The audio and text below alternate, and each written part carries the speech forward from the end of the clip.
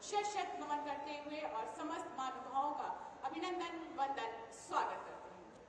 और जैसे कि हम सभी जानते हैं, भारतीय संस्कृति और परंपरा के अनुसार अतिथि देवो भव, जिसके लिए सादर आमंत्रित करते हुए माननीय केंद्रीय वित्त राज्य मंत्री भारत सरकार और माननीय सांसद महाराजगंज श्री पंकज चौधरी जी से अनुरोध अपने कर कमलों से पुष्पों के माध्यम से अभिनंदन वंदन स्वागत यशस्वी माननीय मुख्यमंत्री जी का। और इसी क्रम में राज्य मंत्री स्वतंत्र भारत आयुष तथा खाद्य सुरक्षा एवं औषधि प्रशासन उत्तर प्रदेश माननीय प्रभारी मंत्री महाराजगंज डॉक्टर दयाशंकर मिश्र दयालु जी से अनुरोध किया अंगवस्त्र उठाकर अभिनंदन वंदन स्वागत। एक बार जोरदार तालियों के साथ अभिनंदन वंदन स्वागत परम आदरणीय श्रद्धेय यशस्वी माननीय मुख्यमंत्री जी का। और आतिथ्य सत्कार के पश्चात स्वागत उद्बोधन हेतु सादर आमंत्रित करते हुए माननीय विधायक सदन माननीय श्री जय मंगल कनौजिया, एक बार जोरदार तालियों के साथ स्वागत।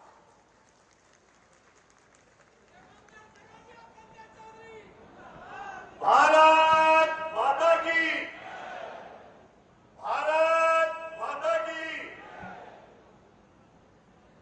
महाराज अंजन की धरती गौतम बुद्ध के ननिहाल में प्रोफेसर शिवपाल लाल सक्सेना के कर्मभूमि में उत्तर प्रदेश के यशस्वी लोकप्रिय जनप्रिय हम सबके नेता परम आदरणीय पूज्य योगी आदित्यनाथ जी महाराज जी, भारत सरकार के वित्त राज्य मंत्री, महाराजगंज संसदीय क्षेत्र के लोकप्रिय सांसद आदरणीय पंकज चौधरी जी, महाराजगंज जनपद के प्रभारी आदरणीय दयालु मिश्रा और दयालु जी, जिला पंचायत के अध्यक्ष आदरणीय रविकांत पटेल जी, पनियरा के लोकप्रिय विधायक बड़े भाई ज्ञानेन्द्र सिंह जी, सिसवा के लोकप्रिय विधायक श्री प्रेम सागर पटेल जी, नौतनवा के लोकप्रिय विधायक ऋषि त्रिपाठी जी, अरंदा के पूर्व विधायक आदरणीय बजरंग बहादुर सिंह जी, एमएलसी श्री ध्रुव कुमार त्रिपाठी जी, जिला अध्यक्ष आदरणीय प्रदेशी रविदास जी। महाराज जी, देश को 75 साल हो गए आजाद हुए, और एक ऐसा गांव है महाराजगंज जनपद में 18 गांव, जिसको किसी सरकार ने कभी भी न कभी ध्यान दिया न कभी सुविधा दिया। महाराज जी, आपके आशीर्वाद से आपके आने के बाद उस क्षेत्र में जहां कभी मड़ई का घर हुआ करता था, उस क्षेत्र में आज प्रधानमंत्री आवास से वंचित रह गए लोग, आपने मुख्यमंत्री आवास देकर के उनको पक्का मकान दिया। वो बनकाइया के लोगों ने आपका हार्दिक अभिनंदन स्वागत किया है। महाराज जी, आपके आशीर्वाद से उनको आने जाने का रास्ता तक नहीं था। महाराज जी, उनको जंगल से बाहर निकलने का आपने 22 करोड़ रुपया देकर के उनके लिए पक्का मकान रास्ता बनाने का मार्ग सुगम किया। महाराज जी, आपने महाराज जी आपके आशीर्वाद से महाराजगंज जनपद में चारों तरफ सड़कों का जाल बिछा है। महाराजगंज में 220 केवीए का ट्रांसमिशन पावर लगा है। महाराज जी, आपके आशीर्वाद से 24 घंटा शहरों में 18 से 19 घंटा गांव में बिजली मिल रहा है। और कानून व्यवस्था क्या कहना, कानून आज गुंडा या तो प्रदेश के बाहर है या तो गुंडा जेल में है। आज किसी की हिम्मत नहीं है कि कोई किसी का जमीन कब्जा कर ले, बहन बेटियों को कोई छेड़ दे। ये महाराज जी आपका आशीर्वाद है। मैं आपके महाराजगंज के आगमन पर महाराजगंज की जनता के तरफ से, सदर विधानसभा की जनता के तरफ से, मंडल और बूथ स्तर के जिले के कार्यकर्ताओं की तरफ से आपका हार्दिक अभिनंदन वंदन स्वागत करता हूँ। बहुत बहुत धन्यवाद। बहुत बहुत धन्यवाद। और उद्बोधन की इसी कड़ी को अनवरत आगे बढ़ाते हुए सादर आमंत्रित करते हुए माननीय केंद्रीय वित्त राज्य मंत्री भारत सरकार एवं माननीय सांसद महाराजगंज माननीय श्री पंकज चौधरी जी से अनुरोध करते हुए कि अपने उद्बोधन से हम सभी को अनुरोध करें। एक बार जोरदार तालियों से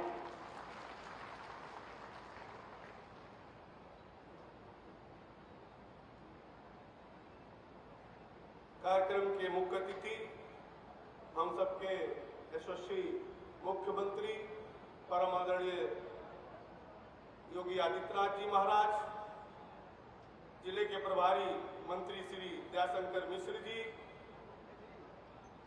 जिला परिषद अध्यक्ष रविकांत पटेल जी, क्षेत्रीय अध्यक्ष सजदानंद राय जी, पनेरा के विधायक ज्ञानेन्द्र सिंह जी, महाराजगंज के विधायक जयमंगल कनौजिया जी, सिसवा के विधायक प्रेम सागर पटेल जी, नौतनवा के विधायक ऋषि त्रिपाठी जी, फरेंदा के हमारे पूर्व विधायक बजरंग बहादुर सिंह जी, जिला अध्यक्ष परदेशी रविदास जी, यहाँ उपस्थित हमारे सभी बड़े बुजुर्ग, नौजवान साथियों, माता एवं बहनों तथा प्यारे बच्चों। मित्रों, समय तो कम है, लेकिन आज हम सब उत्तर प्रदेश में रहने वाले हैं और 2017 के पहले उत्तर प्रदेश को किस दृष्टि से देश और देश के बाहर के लोग देखते थे और आज किस दृष्टि से देखते हैं, ये कहीं ना कहीं हमको विचार करने का विषय है। कभी उत्तर प्रदेश में आने से लोग घबराते थे, उत्तर प्रदेश में रोजगार करने से लोग घबराते थे, लेकिन कहीं ना कहीं आज योगी जी के आने के बाद 6 सालों के भीतर उत्तर प्रदेश का नक्शा बदला है, यहाँ का माहौल बदला है। आज वही उत्तर प्रदेश है जहां पर इन्वेस्टर समिट जब होता है तो कहीं ना कहीं 35 लाख करोड़ का निवेश उत्तर प्रदेश में आता है। 35 लाख करोड़ रुपए का निवेश, जो उत्तर प्रदेश में जो विकास से दूर रह गया था, लेकिन ये 35 लाख करोड़ का निवेश जो आया है उसमें योगी जी का अथक प्रयास था और कड़ा प्रशासन था। आज प्रदेश में जितने भी गुंडा माफिया रहते थे, जो लगातार दिन में हो चाहे रात में हो घर मकान कब्जा कर लिया, कोई चैन से बैठ नहीं सकता, आज कहीं ना कहीं उसको दूर करके उत्तर प्रदेश में माहौल बनाने का काम किया है। मैं आज कहीं ना कहीं अगर देखें तो मोदी जी तो 2014 में देश के प्रधानमंत्री बने। ये जितनी भी योजना था, मकान का, शौचालय का, ये सारा बिजली का, सारा गैस कनेक्शन सब 2014 से लागू, लेकिन 2014 से लेकर 2017 तक उत्तर प्रदेश की जनता कहीं ना कहीं उससे वंचित रह गई थी, क्योंकि उत्तर प्रदेश में दूसरे की सरकार थी। 2017 में योगी जी के आने के बाद जो भारत सरकार की योजनाएं थी, जो प्रदेश सरकार की योजनाएं थी, जो कागजों में रह जाया करती थी, उसको धरातल तक पहुंचा करके आज देश में नंबर 1 प्रदेश बनाने का काम किया है, तो परम आदरणीय योगी जी ने किया है। मैं एक बात और कहना चाहता हूं कि आज उत्तर प्रदेश का विकास की गति बढ़ी है। 6 लाख से ज्यादा सरकारी नौकरी भी देने का काम और पारदर्शी तरीके से, कोई कह नहीं सकता है कि किसी को कुछ कहीं सिफारिश की आवश्यकता पड़ी हो। अगर आप देखें तो भारत सरकार भी जो प्रदेश काम करता है तो उसको भी काम देने का काम करती है, पैसा देने का काम करती है। अगर रेल बजट को अगर आप देखें तो रेल बजट में उत्तर प्रदेश में इस साल 16 गुना ज्यादा बजट भारत सरकार उत्तर प्रदेश को देने का काम की है। महाराजगंज की बहुत बहुप्रत्याशित मांग थी, लगातार महाराजगंज मुख्यालयों को जोड़ने की बात चलती थी रेलवे लाइन से। मुझे उसमें एक कदम आगे सफलता मिला है। मैं माननीय मुख्यमंत्री जी से निवेदन करना चाहूंगा कि बहुत ही जल्द आपको एक मतलब पुनः महाराजगंज में रेलवे लाइन का शिलान्यास करने के लिए मैं आज ही आपको आमंत्रित करता हूं मित्रों, क्योंकि पीएम एनपीजी ग्रुप में इसकी स्वीकृति हो गई लास्ट स्टेज पे। दूसरा, मैं जो मोदी जी की जो सोच है, जो योगी जी की सोच है कि आम गरीब को कैसे हम राहत पहुंचाएं, और अगर आप देखें तो जो गरीबों की आवश्यकता की चीज होती है वो हमारी मोदी सरकार, हमारी योगी सरकार एक एक चीज मुहैया करा रही है। चाहे वो मकान का विषय हो, गरीब को एक मकान चाहिए, मकान में एक शौचालय चाहिए, बिजली का कनेक्शन चाहिए, खाना बनाने के लिए गैस का सिलेंडर चाहिए, गरीब आदमी है तो मुफ्त में राशन चाहिए, बीमार घर में कोई पड़ जाता है तो उसकी दवाई की व्यवस्था चाहिए, गरीब आदमी है तो सहयोग में 6,000 रुपया का मदद चाहिए। जो शहरों में बड़े लोग बीमा करा देते 12 रुपया में, आज 2 लाख का दुर्घटना बीमा 330 रुपया में, आज कहीं ना कहीं जीवन बीमा भी देने का काम हमारी सरकार कर रही है, ताकि आम गरीब आदमी खुशहाल हो सके। साथ ही साथ इस पूर्वी उत्तर प्रदेश का एक बहुत बड़ा संकट जनता के ऊपर आकर के खड़ी हो गई, सहारा इंडिया ग्रुप का संकट, जहां लाखों की संख्या में लोगों ने पैसा जमा किया था, लेकिन पैसा उनका डूब करके मान करके लोग बैठ गए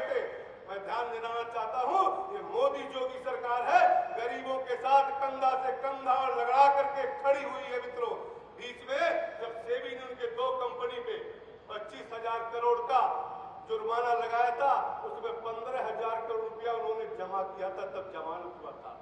लेकिन 15,000 और जो कंपनी लिमिटेड कंपनी थी उनको केवल भुगतान सेबी से हो रहा था। लेकिन हमारे यशस्वी गृह मंत्री जी को मैं धन्यवाद देना चाहता हूं, जो सहकारिता मंत्री भी, उनको मैं धन्यवाद देना चाहता हूं। लगातार कई मीटिंगों के बाद, चाहे हमारे वित्त मंत्रालय का मीटिंग था, चाहे सेबी का मीटिंग था, चाहे सीरियस फ्रॉड इंफॉर्मेशन ऑर्गेनाइजेशन का मीटिंग था, ईडी का मीटिंग बुला करके बार बार करने के बाद और सुप्रीम कोर्ट में उन्होंने अपील किया कि जो सहारा इंडिया का पैसा जमा है उन दो कंपनियों के नाम से, जो कि 15,000 करोड़ जमा था, इसमें से मात्र लगभग 133 करोड़ रुपया ही लोग पा पाए थे। वो पैसा बचा था जो कि भारत सरकार के संचित निधि में चला जाता। इसलिए हमारी सरकार ने, हमारे यशस्वी गृह मंत्री जी ने यह प्रयास किया कि जो गरीबों के बाकी योजनाओं में पैसा जमा है उसको उसमें ट्रांसफर कर दिया जाए, ताकि गरीबों का कल्याण हो सके। और आज 5,000 करोड़ रुपया उन 4 जो कोऑपरेटिव सेक्टर की उनकी कंपनियां थी, मैं नाम पढ़ना चाहता हूं, Sahara credit cooperative society limited, Saharan universal multipurpose society limited, stars multipurpose cooperative society limited, Hamara India credit cooperative society limited में जिनका भी पैसा जमा है वो अपना कागज पत्र तैयार कर दे, और कोर्ट ने भी आदेश किया कि 9 महीने के भीतर वो पैसा दिया जाए। तो कहीं ना कहीं मोदी सरकार, योगी सरकार हमेशा गरीबों के साथ कंधा से कंधा मिला करके खड़ी है। आज के अवसर पर मैं माननीय मुख्यमंत्री जी का महाराजगंज के धरती पे अपने सभी कार्यकर्ताओं की तरफ से हार्दिक स्वागत, वंदन, नमन करता हूं। जय हिंद, जय भारत। बहुत बहुत धन्यवाद। एक बार जोरदार तालियों के साथ स्वागत। प्रगति के पथ पर अग्रसर हमारा जनपद महाराजगंज।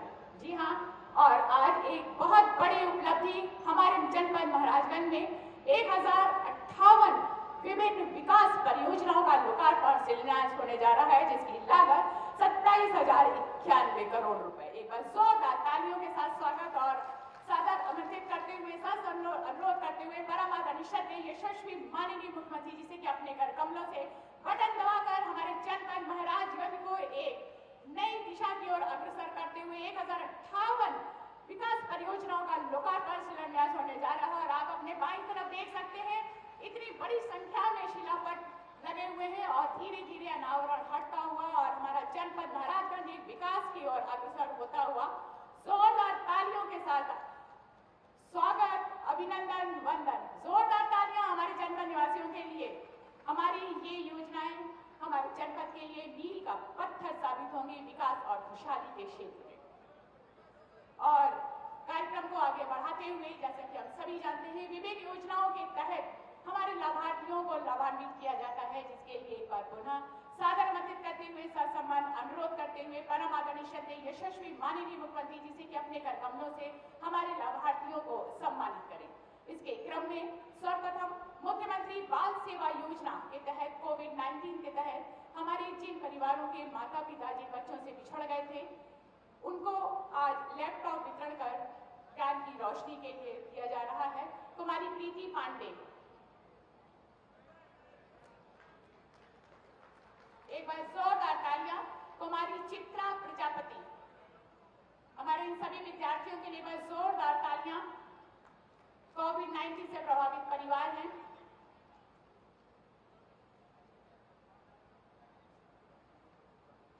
सौम्या मिश्रा, कुमारी सौम्या मिश्रा, लैपटॉप प्रदान किया जा रहा है, एक बार जोरदार तालियां।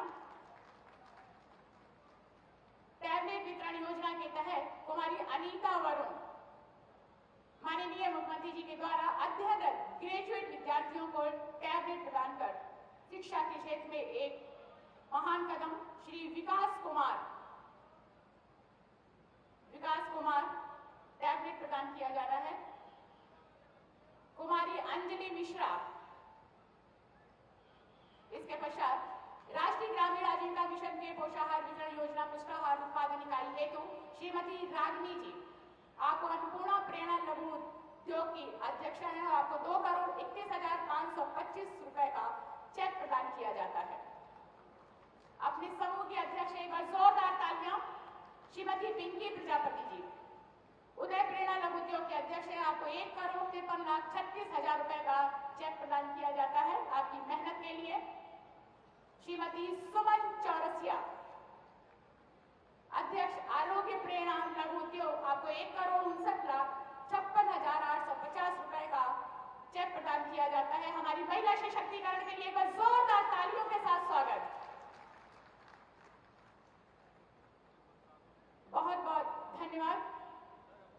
सभी लाभार्थियों को बहुत सारी शुभकामनाएं।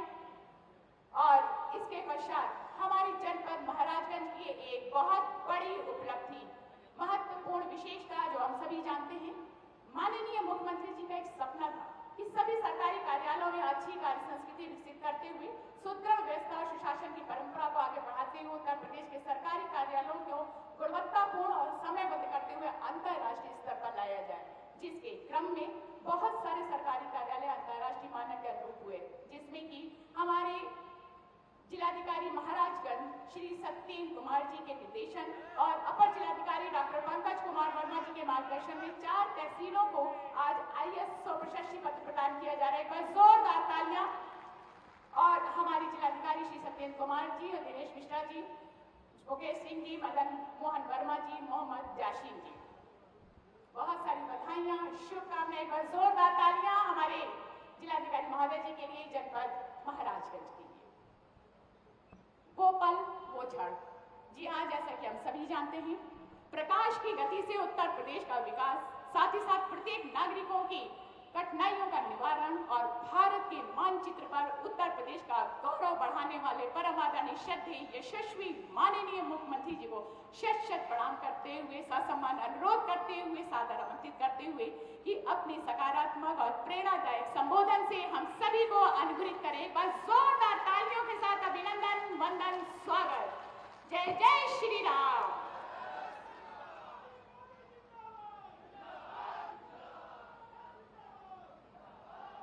भारत माता की, भारत माता की, भारत माता की। वंदे वंदे वंदे। केंद्रीय मंत्री, महाराजगंज संसदीय क्षेत्र के लोकप्रिय सांसद माननीय श्री पंकज चौधरी जी, प्रदेश सरकार में मेरे मंत्रिमंडल के सहयोगी, जनपद महाराजगंज के प्रभारी मंत्री श्री दयाशंकर मिश्र दयालु जी, जिला पंचायत के अध्यक्ष श्री रविकांत पटेल जी, माननीय विधायक महाराजगंज सदर श्री जयमंगल कनौजिया जी, माननीय विधायकगण श्री ज्ञानेंद्र सिंह जी, प्रेम सागर पटेल जी, ऋषि त्रिपाठी जी, दुर्ग कुमार त्रिपाठी जी, आज के इस कार्यक्रम में उपस्थित भारतीय जनता पार्टी के क्षेत्रीय अध्यक्ष श्री सहजानंद राय जी, विधान परिषद सदस्य ध्रुव कुमार त्रिपाठी जी, पूर्व विधायक बजरंग बहादुर सिंह जी, जिलाध्यक्ष परदेशी रविदास जी और भारी संख्या में उपस्थित जनपद महाराजगंज से जुड़े हुए सभी उपस्थित भाइयों और बहनों, आज मुझे काफी दिनों के बाद महाराजगंज जनपद में आने का अवसर प्राप्त हुआ है। इस अवसर पर जनपद महाराजगंज की 1058 परियोजनाओं के लोकार्पण और शिलान्यास के साथ ही 2800 करोड़ रुपए की परियोजनाओं की सौगात जनपद वासियों को प्राप्त हो रही है। इसके लिए मैं मंचस्थ सभी माननीय जनप्रतिनिधियों के प्रयासों की सराहना करते हुए आप सभी महाराजगंज वासियों को हृदय से बधाई देता हूं, अपनी शुभकामनाएं देता हूं। भाइयों बहनों, विकास की परियोजनाएं बताती हैं कि अब उत्तर प्रदेश के प्रत्येक नागरिक के मन में जाति, मत और मजहब के आधार पर बंटवारा नहीं, बल्कि बिना भेदभाव के प्रधानमंत्री मोदी जी के विजन को गांव, गरीब, किसान, नौजवान, महिलाएं और समाज के प्रत्येक तबके तक ले जाने के लिए एक नए जज्बे के साथ कार्य करने की एक नई मिशनरी भाव पैदा हुई है। आज ये भावना हर एक क्षेत्र में देखी जा सकती है। महाराजगंज जनपद सीमावर्ती जनपद है। इस जनपद का अपना इतिहास है। कहते हैं जब भगवान बुद्ध की मां अपने मायके जा रही थी तो राम ग्राम जाने के पहले देवदह के पास इसी महाराजगंज जनपद में भगवान बुद्ध का जन्म हुआ। इसका मतलब ऐतिहासिक पृष्ठभूमि के साथ इसका संबंध जुड़ा रहा है। उन सभी स्थलों पर मुझे स्वयं जाने का अवसर प्राप्त हुआ। आज भी वहां पर बने हुए स्तूप, वहां पर जो मिट्टी के बड़े बड़े टीले हैं, वे कहीं ना कहीं इसकी गवाही देते हैं। और यही नहीं, देश की आजादी के आंदोलन में महाराजगंज से जुड़े हुए तमाम स्वतंत्रता संग्राम सेनानियों का योगदान कोई विस्मृत नहीं कर सकता है। यह देश जब आजादी का अमृत महोत्सव मना रहा है, तब भारत माता के उन महान सपूतों का स्मरण हम सब के लिए एक नई प्रेरणा प्रदान करता है। मंच पर आने के पहले मुझे उन्हीं महापुरुषों में से प्रोफेसर सिप्पन सक्सेना की प्रतिमा पर पुष्पांजलि करने का अवसर भी प्राप्त हुआ है। आप सब जानते हैं प्रोफेसर सिप्पन सक्सेना देश की संविधान सभा के लिए जिन प्रतिनिधियों का चयन हुआ था, उनमें से प्रोफेसर सक्सेना भी एक महान हस्ती थी। उन्होंने अपना कार्य क्षेत्र इस जनपद को बनाया था, इस क्षेत्र को बनाया था, और यहां पर शिक्षा की, समाज सेवा की एक नई अलग आजादी के बाद भी निरंतर जगाते रहे। आज यहां पर उनकी प्रतिमा पर पुष्पांजलि का कार्यक्रम हुआ है। मैंने आज जिला प्रशासन से कहा है, प्रोफेसर सिप्पन सक्सेना की भव्य प्रतिमा उनकी समाधि स्थल पर लगनी ही चाहिए, जिससे इस महापुरुष की स्मृतियों को हम यहाँ पर जीवंत बनाए रखने के साथ ही वर्तमान पीढ़ी को उनके व्यक्तित्व और कृतित्व से प्रेरणा लेने के लिए कह सके, एक आदर्श सबके सामने प्रस्तुत कर सके। और उन आदर्शों में से महान आदर्श प्रोफेसर सिप्पन सक्सेना का भी रहा है। ऐसे अनगिनत महापुरुष वे हैं जिन्होंने जीवन के प्रत्येक क्षेत्र में कार्य करते हुए इस जनपद को एक नई पहचान दिलाने का कार्य किया। और आज महाराजगंज जनपद अपनी प्रगतिशील कृषकों के माध्यम से, जन सेवकों के माध्यम से, नौजवानों की प्रतिभा के माध्यम से देश और दुनिया के सामने अपना झंडा गाड़ता हुआ दिखाई दे रहा है। और भाइयों बहनों, इसी अभियान को एक नई गति देने के लिए डबल इंजन की सरकार आपके पास बार बार विकास की इन परियोजनाओं को लेकर के आती है।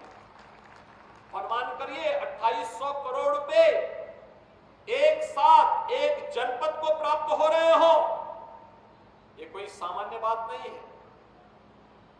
ये लगातार यहां पर कार्य, कोई सोचता था भाइयों बहनों 17 के पहले जनपद महाराजगंज भी पूर्वी उत्तर प्रदेश के उन जनपदों की तरफ स्थापित जनपद था जहां पर बरसात प्रारंभ होने के साथ ही इंसेफ्लाइटिस का दंश मासूमों को निगलने लगता था। याद करिए, सैकड़ों बच्चे इस बीमारी की चपेट में आते थे। 1977 से लेकर के 2017 तक इन 40 वर्षों में हमने पूर्वी उत्तर प्रदेश के 50,000 से अधिक मासूमों को खोया है। लेकिन आज डबल इंजन की सरकार के सामर्थ्य, इन जनप्रतिनिधियों के द्वारा प्रशासन के साथ मिलकर के किए गए प्रयासों का परिणाम है इंसेफ्लाइटिस का उन्मूलन आज पूरी तरीके से पूर्वी उत्तर प्रदेश से हो गया है। कोई मासूम इस बीमारी की चपेट में नहीं आएगा, यह हम दावे के साथ कह सकते हैं, क्योंकि सरकार ने पुख्ता व्यवस्था कर दी है। कोई सोचता था कि महाराजगंज में भी मेडिकल कॉलेज का निर्माण होगा।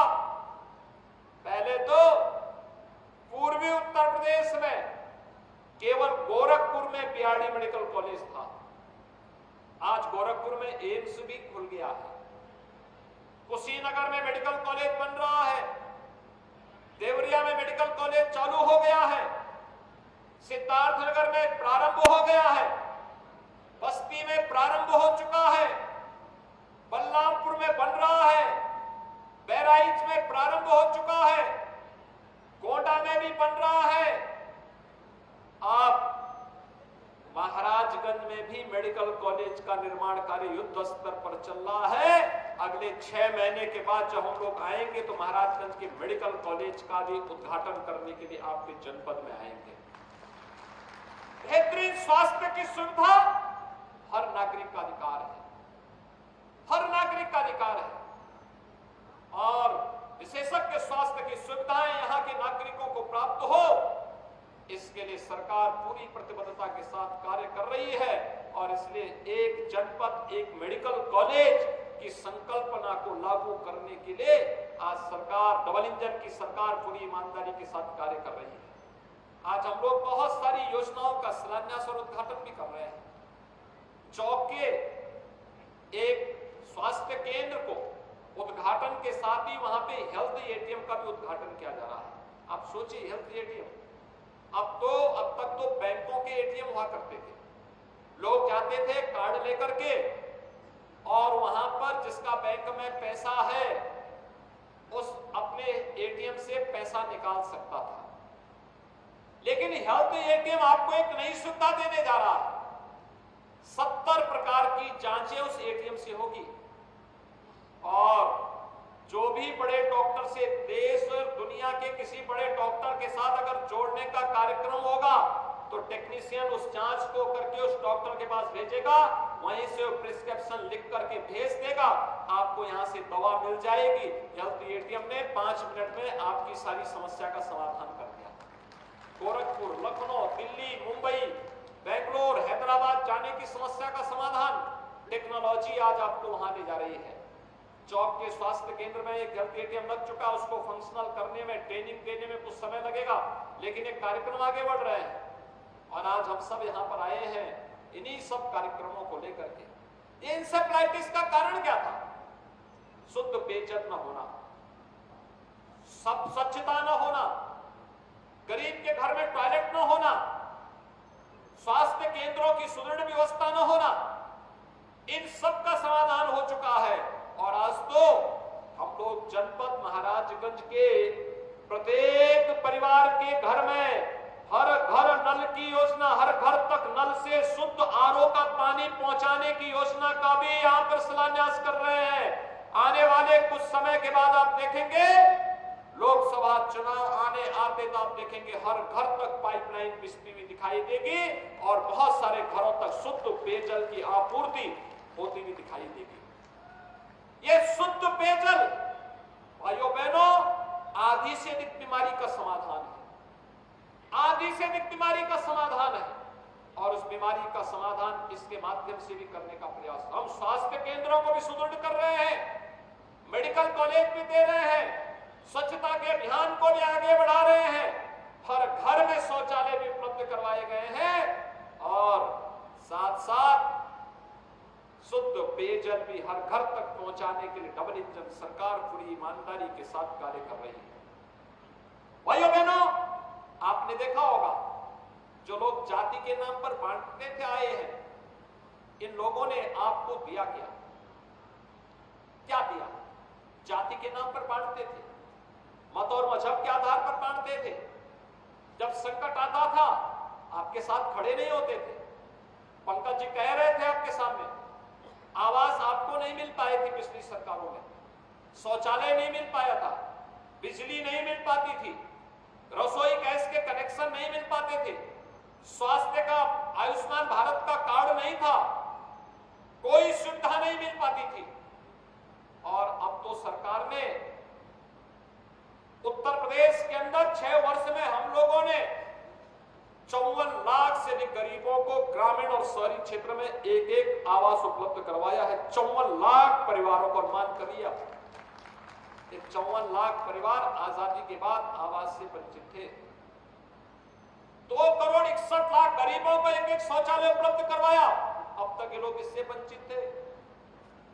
1,55,00,000 गरीबों को बिजली का कनेक्शन उपलब्ध करवाया। आजादी के बाद ये सब वंचित थे। 15 करोड़ लोगों को पिछले 3 वर्ष से उत्तर प्रदेश के अंदर फ्री में राशन की सुविधा उपलब्ध हो रही है। फ्री में राशन, उससे पहले फ्री में वैक्सीन, उससे पहले फ्री में उपचार और फ्री में टेस्ट भी, कोरोना का फ्री में टेस्ट करने की सुविधा भी उपलब्ध करवाई गई थी। भाइयों बहनों, सरकार का संकल्प होता है। अभी यहां के विधायक कह रहे थे, विधायक जी कह रहे थे बनटांगिया गांव के बारे में, कोई पूछता ही नहीं था। उनका वन विभाग के लोग भी और तमाम अन्य लोग उनका शोषण करते थे। आजादी के बाद उनको वोटिंग राइट भी नहीं थी, राशन कार्ड नहीं था, एक भी पक्का मकान नहीं था। आज महाराजगंज की सभी 18 बस्तियों में चहल पहल है। हर गरीब का मकान, पक्का मकान बन रहा है, हर गरीब के पास राशन कार्ड है, हर गरीब के पास सरकार की सभी प्रकार की सुविधाएं प्राप्त हो रही है। हमने उसकी जाति नहीं देखी, उनका मत और मजहब नहीं देखा, हमने तो केवल ये माना कि हमारा नागरिक है, इसको शासन की सुविधा का लाभ मिलना ही चाहिए। और डबल इंजन की सरकार ने वो लाभ उन लोगों तक पहुंचाने का कार्य किया। भाइयों बहनों, आपने समर्थन दिया 2014 में, 2017 में, 2019 में, 2022 में, तो विकास की प्रक्रिया तेजी के साथ आगे बढ़ रही है। आज मैं आपको यही कहने के लिए आया हूं, डबल इंजन की सरकार है तो डबल स्पीड से कार्य हो रहा है। आपका सुनौली जाने वाला मार्ग 6 लेन का बनने जा रहा है। यहां से ठूठीबाड़ी वाला मार्ग भी 4 लेन का बनने जा रहा है। कई मिनी स्टेडियम, कई स्टेडियम का निर्माण भी होने जा रहा है। नई नई टाउन एरिया का निर्माण, कई पनियरा में, कई प्रतावल में, कई ब्रिजमनगंज में, ये सभी नई बन रही है। और कहीं पर बड़े बड़े स्टेडियम भी बनने हैं। हमने तय किया है, प्रदेश के खेल कूद और युवा कल्याण विभाग को यह जिम्मेदारी दी गई है कि हर गांव में युवक मंगल दल और महिला मंगल दल का गठन हो। उन्हें स्पोर्ट्स किट उपलब्ध करवाए जा रहे हैं। हर गांव में खेल का मैदान, हर ब्लॉक स्तर पर एक हम लोगों ने तय किया है एक मिनी स्टेडियम, और जनपद स्तर पर एक भव्य स्टेडियम का निर्माण हम लोग कराएंगे, जिससे अपने युवाओं को स्वस्थ रहने के साथ साथ खेलकूद की गतिविधियों के साथ जुड़ने और उसके माध्यम से जनपद और प्रदेश और देश के सामर्थ्य को वैश्विक मंच तक पहुंचाने का कार्य भी किया जा सके। ये कार्यक्रम निरंतर आगे बढ़ रहे हैं। आज आपके जनपद के भी कुछ स्टेडियम, मिनी स्टेडियम के शिलान्यास के कार्यक्रम संपन्न हो रहे हैं। कोई सोचता ही नहीं था कि सुदूर ग्रामीण क्षेत्र में भी मिनी स्टेडियम का निर्माण होगा, स्टेडियम का निर्माण होगा। महाराजगंज जनपद में भी 4 लेन और 6 लेन की सड़कें बनेंगी। हमें पहले प्रतावल होते हुए महाराजगंज आने में और गोरखपुर से फरेंदा, कैंपियरगंज, फरेंदा होते हुए महाराजगंज आने में कितना समय लगता था? 2-2 घंटे लगते थे। आज 1 घंटे से कम समय में महाराजगंज से आप गोरखपुर पहुंच जाएंगे। सड़कें अच्छी हुई हैं, इसको और अच्छा सुदृढ़ किया जा रहा है। इसलिए किया जा रहा है जिससे विकास की प्रक्रिया को तेजी के साथ आगे बढ़ाया जा सके, हर एक नौजवान के जीवन में खुशहाली लाई जा सके। हर जनपद में युवाओं के लिए अच्छे केंद्र बनाए जा रहे हैं।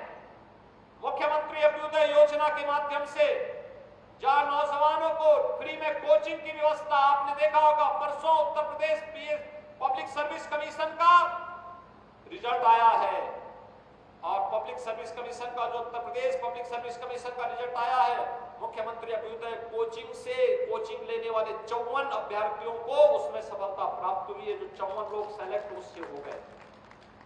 हर जनपद में हम उसको खोलने जा रहे हैं। हर जनपद में स्नातक और प्रास्नातक के छात्रों को टैबलेट और स्मार्टफोन दे रहे हैं। आपने देखा होगा अभी कुछ बेटियों को यहां पर टैबलेट उपलब्ध करवाया गया, जिससे हर जनपद में नौजवान तकनीकी दृष्टि से सक्षम बन सके। यहां का नौजवान भी देश और दुनिया की जानकारी अपनी टैबलेट में कैद करके रख सके। डिजिटल लाइब्रेरी के साथ हमारे स्कूल और कॉलेजेस में पढ़ने वाले छात्रों को भी जोड़ा जा सके। उसी प्रक्रिया को जोड़ने के लिए एक बार फिर से डबल इंजन की सरकार आपके पास है, लेकिन डबल इंजन की सरकार को निचले स्तर तक पहुंचाने के लिए भी उन सभी संस्थाओं में जब एक समान विचारधारा की सरकारें होती हैं तो जमीनी धरातल पर योजना का लाभ पहुंचाने में मदद मिलती है। आपने जिला पंचायत में भारतीय जनता पार्टी को समर्थन किया। आज विकास की योजनाएं क्षेत्र पंचायत और जिला पंचायत के माध्यम से जमीनी धरातल तक पहुंच रही है। स्थानीय निकाय नगर निकाय के चुनाव होने जा रहे हैं और नगर निकाय के चुनाव में भी अकूत पैसा आएगा, लेकिन उस पैसे का उपयोग करने वाली बोर्ड का गठन होना चाहिए। डबल इंजन की सरकार का पैसा किसी नगर निकाय में आए और बोर्ड उस लायक ही न हो कि पैसा खर्च कर सके, तो फिर सारी मेहनत में पानी फिर जाएगा। इसलिए वहां पर हम लोग आज बहुत अच्छी सुविधाएं देने जा रहे हैं। स्ट्रीट लाइट हो, सीसीटीवी कैमरे से एक एक गतिविधि को नगर निकाय के अंदर पूरी तरह कैद किया जा सके। हमारे नगर निकाय न केवल integrated command and control centre के रूप में बल्कि ट्रैफिक मैनेजमेंट भी उसके माध्यम से हो और बेटी और महिलाओं के लिए सेफ सिटी का कार्य भी कर सके। इस दृष्टि से इस प्रकार के पुख्ता व्यवस्था हर नगर निकाय के अंदर बनाने की प्रक्रिया प्रारंभ हुई है। स्ट्रीट लाइट एक जैसी दिखाई दे, किसी भी नौजवान को अपने किसी भी सर्टिफिकेट के लिए, वह आय प्रमाण पत्र हो, निवास प्रमाण पत्र हो, जाति प्रमाण पत्र हो, कोई भी वेरिफिकेशन की कार्रवाई हो, उसके लिए जगह जगह न जाना पड़े। नगर निकाय के अंदर निवास करने वाले लोगों को सुविधा नगर निकाय के अंदर ऑनलाइन मिल जाए। ये सुविधा को भी हम आगे बढ़ाने की कार्रवाई कर रहे हैं और इसके लिए हम लोग चाहते हैं कि भारतीय जनता पार्टी का बोर्ड बनाने के लिए आप